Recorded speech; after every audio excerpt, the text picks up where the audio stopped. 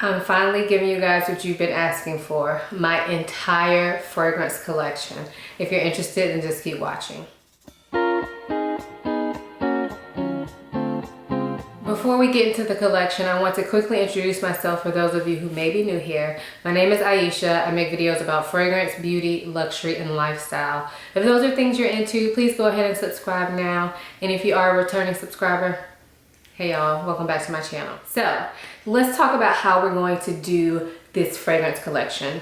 I have a ton of fragrances. I finally counted them and I have 172, I think, if I remember correctly, 172 bottles of fragrances. So needless to say, this video will be broken up into parts. I decided to put these in alphabetical order based on the brand or house name. And for names that were like Christian Dior, I put them with the C's just to make it easy. So I did get this idea from Tara from Olfactophiles. If y'all don't watch her videos and you like fragrance, what are you doing? Check her out. I will link her fragrance collection down below because it is amazing. So that's how I decided to go ahead and put these fragrances in order, just because I felt like that made sense to my mind and it helped me keep track of my fragrances. Like I said, this will be in multiple parts. At the time of me filming this, I'm just getting ready to film my first part. So I don't know how many parts, but I'm thinking probably 4 or 5 parts depending on like how tired I get of talking. So because this is a fragrance collection video, this will not be a review for any of the fragrances. I'm just gonna try to give you a brief description of each fragrance and then move on. If you want to know more, please check out my description box because I always leave stuff down there. So a lot of these fragrances I have reviewed either on my blog or my YouTube, and I'm really gonna try to link them down below. And then also, if you see a fragrance that you wanna know more about, like you want a full-on review of, please leave that in the comments down below. I always love to hear what you guys want to hear about. So leave that in the comments down below if you see something you want a full review on. Please keep in mind, this is my fragrance collection right now.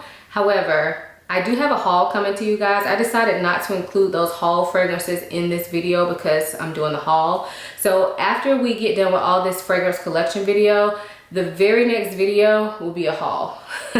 So keep that in mind. So if you've seen something like on a vlog or like got a sneak peek of something from Instagram, lucky you, those will not be included in this fragrance collection. Also, if you notice a fragrance is missing that I previously talked about, that means I probably sold it.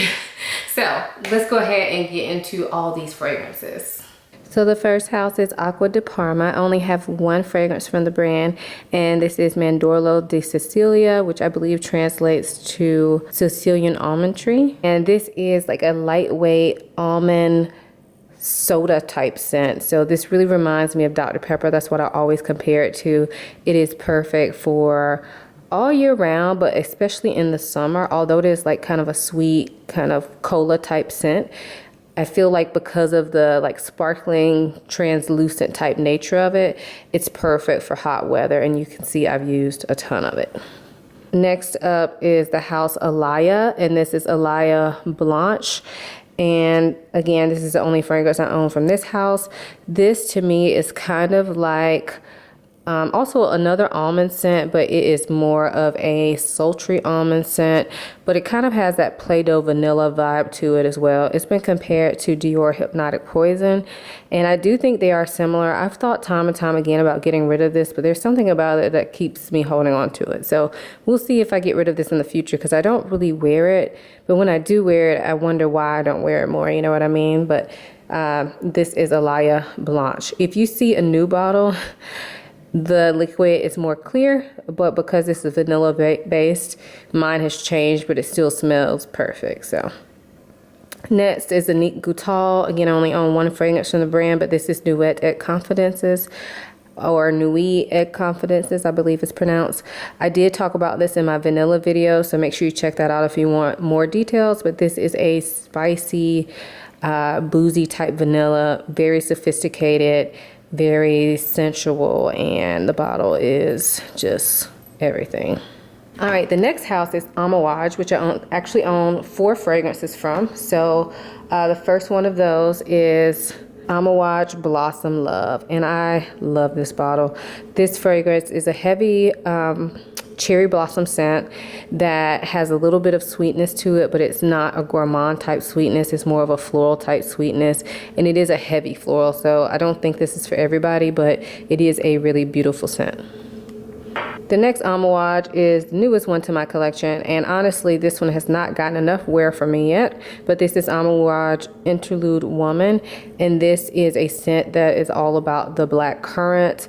It is sweet, but not, again, not a gourmand. It's like a fruity sweet, but it's done in an Amouage way. So I don't think this is for everybody. I have seen reviews that said that it smelled like cat pee. But I don't get that at all. I actually think it's really beautiful. I just have too many fragrances, so I haven't worn it a ton, and I need to wear it more. Next Amouage is Amouage Journey, and I have talked about this before.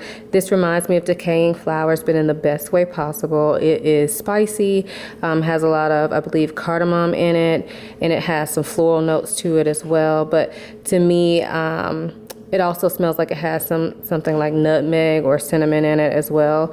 So I think this is, again, another very unique scent from Amouage. It's very Amouage. Next up is Amouage Sunshine, and you guys have heard me talk about this a ton, so I'm not going to spend a lot of time here, but this is a beautiful osmanthus and white tobacco scent, perfect for year-round, and one of my favorite fragrances. So this next one is from the House of Aquilina, and this is Pink Sugar. This one is so popular, but it is a cotton candy, heavy, super sugary sweet scent. Definitely is strong, and it's actually pretty decently lasting. So this is not one that I wear all the time, but you know, it has a time and a place. So that's Pink Sugar. The next house is Atelier Colognes, and they are very well known for their light citrusy type fragrances done in a very like sophisticated way. So this first one I have is Pacific Lime, which I've talked about a lot, but this reminds me of vacation, mojito vibes. It's that lime and sugar and mint, and it's just done so well. The next one that I have from Atelier Colognes is Vanille Encense, and this is a very well done vanilla. It's very unisex. It is not like a sweet gourmand vanilla. It's like a vanilla with some spice and some herbal touches to it. It's very unique. It also has some woody touches to it. And I really like this. I've never smelled any other fragrance that smells like this. So it's very unique. But it's probably not for everybody because it is unique. I do have a full review of this on my blog as well that I will try to remember to link down below. The next house is BDK, and I have only one from the brand. This is Rouge Smoking. I have done a video on this one, and if you saw that video, then you probably know that I'm kind of on the fence about this one, and I'm still on the fence at this point in time. But this is like a cherry cola type scent. It's a little bit boozy. It's kind of sweet, but not overly sweet. It smells really good. It also has like tobacco in it, I believe. It does smell really good. I just have some hesitations about it. So check out that video if you're interested. Next up is the brand Bordeaux, I believe is how you pronounce it. But this, I only have one fragrance from this brand as well, and this is called Hoja de Cuba. And this is all about the tobacco leaf from Cuba. It smells like a tobacco fill. And I really, really like this. I actually just did a review of this on my blog, so I will link this one as well. But it is sweet, but not overly sweet, and it's definitely one that can be worn day or night. And it's perfectly unisex. So if you're looking to try tobacco, but you don't like smoky tobaccos, try this one maybe, or smell it, or go read my blog post about it. Next up is Burberry, and believe it or not, I only have one Burberry fragrance. This is Burberry Her. And of course, this has got a lot of hype for being similar to Baccarat Rouge 540. The perfumer for this is Francis Kurkdjian. I don't think it's a dupe for 540, but there are some similarities. But to me, this is more like a strawberry milkshake take on 540. Yeah, really nice everyday type scent in my opinion. Definitely great for spring and summer as well. The next brand is Byredo. And I only own one bottle from Byredo. This is Baldia Freak. This is a nice like sandalwood, very calm zen type scent. I love this one for around the house, but I don't wear it too often around the house because it is Byredo, y'all. I haven't worn it that much, as you can see, but it is really, really nice. And I think it's perfect for year-round use. And I definitely think it's perfectly unisex as well. So the next brand that I have is Chanel, and I actually own 4 fragrances from Chanel. So the first one is Chanel Chance Au Tendre. I think that's how you pronounce it. But this was a gift from my husband a while ago. This is a nice, like, crowd-pleasing scent. Every time I wear this, I get a ton of compliments on it. To me, it's very strong and it's very sharp in my opinion. But I think I'm kind of in the minority on that because, like I said, I get a ton of compliments on this every time I wear it. For me, it's just okay. It's kind of just not in my, it's not my typical fragrance that I would go for, but it is nice and definitely great for like church, work, that type of setting. Next up is Chanel Coco Mademoiselle. Again, this is a very pretty scent, but it's not one that I wear very often, but it is very pretty, floral patchouli scent. Everybody's heard of Coco Mademoiselle, so I'm not going to spend a lot of time on it, but I do really like it. I did wear it recently, like over the past couple weeks, and it kind of made me want to wear it more because I hadn't pulled it out. That was my first time wearing it in probably at least 6 months. So yeah, it is definitely a classic though. And then I also own Coco Mademoiselle Intense, and I got this because I thought that it would be just like regular Coco Mademoiselle, except stronger. And I find that not to be the case. This definitely has some deeper notes to it. I'm not really sure how I feel about this one. I feel like this one smells a lot more mature than regular Coco Mademoiselle, and I don't know. I'm just not sure how I feel about it. If any of you all own this one and the regular Coco Mademoiselle, let me know what you think about them and what the difference is between them in your opinion. I'm interested to see what you guys think, but I feel like it doesn't. I think the regular Coco Mademoiselle smells better. This one is stronger and it's definitely more mature in my opinion. My last Chanel is Deauville. Again, this was a gift from my husband. I love this one. It's perfect for that spa type feeling. It's a light kind of airy scent based upon bergamot, I believe. And yeah, it just smells very spa-like to me, very refreshing and a little earthy and yeah, citrusy. So I love this one. So the next house I have is Chloe. And here I have Chloe Nomad. This was also a gift from my husband a while ago. I don't wear it very often anymore, but I will tell you every time I do wear it, I get a ton of compliments. I believe this one is based on Mirabelle Plum, if I remember correctly. But to me, this is kind of like a spicy, woody scent. And I smell the plum in it, but to me, that's not like the front runner in it. It's more like a spicy, woody, plummy scent. It's very unique, and I do really like it. And people seem to like the way it smells on me. So the next Chloe fragrance I have here is See by Chloe. And this is like an all-time favorite for me. This is all about the apple blossom. It's very different. I think of this as a fun, light, summertime scent, but it's not like your average Joe. I think it's the apple in this that really kind of sets this apart. And I've smelled other apple fragrances, but something about this one just makes it stand out. This is discontinued, unfortunately, but you may be able to find a bottle. I don't know though. I've seen some bottles selling for ridiculous prices, so I wouldn't really recommend doing that. But this was a really good one.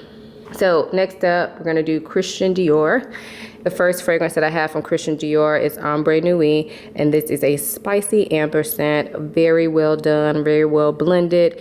It is very cozy feeling and kind of sexy and definitely unisex. Next up is my favorite from Dior, and this is Fève Délicieuse, and it is a taco bean scent. Again, very comfy and cozy. This one just makes me feel like I want to lay down or cuddle up under a blanket and turn on my fake fireplace and drink some hot cocoa. I love this scent, and it's just one of my like feel-good scents. Probably in my top 10 of all my collection. Next up is Hypnotic Poison. Again, this is a classic. This is the EDT, I believe. Yes, it's the EDT. The EDT does seem to be more popular. I believe it was the original version of Hypnotic Poison, if I'm remembering correctly. But this is that spicy root beer, almond, vanilla type scent. I love the smell of this. I do wish it had more projection, but it is a very nice, like, Netflix and chill type scent. A nice scent for going to bed. I guess when I heard about this, everybody talked about how beast mode it was, and then when I sprayed it on myself, it's not beast mode on me at all. So, you know, it's kind of all about expectations, but it is a very nice, like, sensual type scent. And the last one I have from Dior is Spice Blend, and this is the newest one to my collection. This is a spicy scent, as the name would imply. I do think this is definitely unisex. It may lean just slightly masculine, but I feel like this is just, like, Spice Blend is the perfect name for this. This is all types of spices, like pepper, and I believe there's cardamom, maybe some ginger in here. There is a lot going on in this, in my opinion, like a lot of spices. So I don't think this will be for everybody. It is not a sweet fragrance, but at the same time, it is done in a very smooth manner, like Maison Dior does. It's very well done, but I don't think it would be for everybody. Next house is Comptoir Sud Pacifique, and this first one here is Eclats d'Amande. This is magic, and I need to wear this more. This is definitely a almond scent. It is like a almost like a sugared almond scent, but it's not overly sweet. It is very like a realistic almond. Kind of can get a little bit Play-Doh-y, but not, in my opinion, I don't smell that too much on my skin, but sometimes when I smell it from the bottle, it does kind of have that Play-Doh scent to it. But it's really good, and it's very well priced, and it actually lasts a long time and projects pretty well. So I really need to use this some more. This is a really good one from the house. Next one I have from them is Vanille Banane, and this is a banana vanilla scent. It is very tropical, fruity, kind of has some tropical flowers in there as well, I believe, maybe tiare flower. So this one I reserve for summertime. Smells really good, but the longevity is not the best, but I'm okay with that because of the type of scent that it is. It's just really nice. I haven't smelled banana in many fragrances, so this one I really like. Although the banana scent does kind of die down after the initial like dry down of this fragrance, I still think on my skin it sticks around. I've heard some people say it's gone after 10 minutes, but I disagree. So yeah, that's Vanille Banane. Next up is another one that I need to get more wear out of, but this is Vanille Cafe. This is that perfect latte type scent. So it's like a sweetened coffee scent. I actually wore this one time and somebody thought I was wearing By the Fireplace. And after they said that to me, I did realize they have some similarities, although I think By the Fireplace is a lot more smoky than this. They do have some similarities, but this to me smells like the perfect bougie latte. Next up is from the Demeter fragrance brand, and this is Pistachio Ice Cream. And that is indeed what it smells like, pistachio ice cream. So it's pistachio, it has that nuttiness, but it also has the sweetness like ice cream. So if you smelled a regular pistachio nut, it doesn't smell like that. It smells like nutty ice cream. So yeah, pistachio ice cream. Pretty straightforward. I don't wear this a lot, but I do like to mix it sometimes with some other fragrances. For instance, I do like to mix this with pink sugar. The next house I have is Dolce & Gabbana. So the first one I have from Dolce & Gabbana is Light Blue Love is Love, and this is Pour Homme. So it's the men's version. This is very similar to regular Dolce & Gabbana Light Blue, but maybe slightly more aquatic. I do like this, even though it's Pour Homme. I think it fits well for a woman as well. I think it's perfectly unisex, and yeah, I like it. Is it like a big standout? No, it's kind of, to me, I don't want to say boring, but it's nothing that I get super excited about, but it is something that I like to wear when it's hot and I don't know what to wear.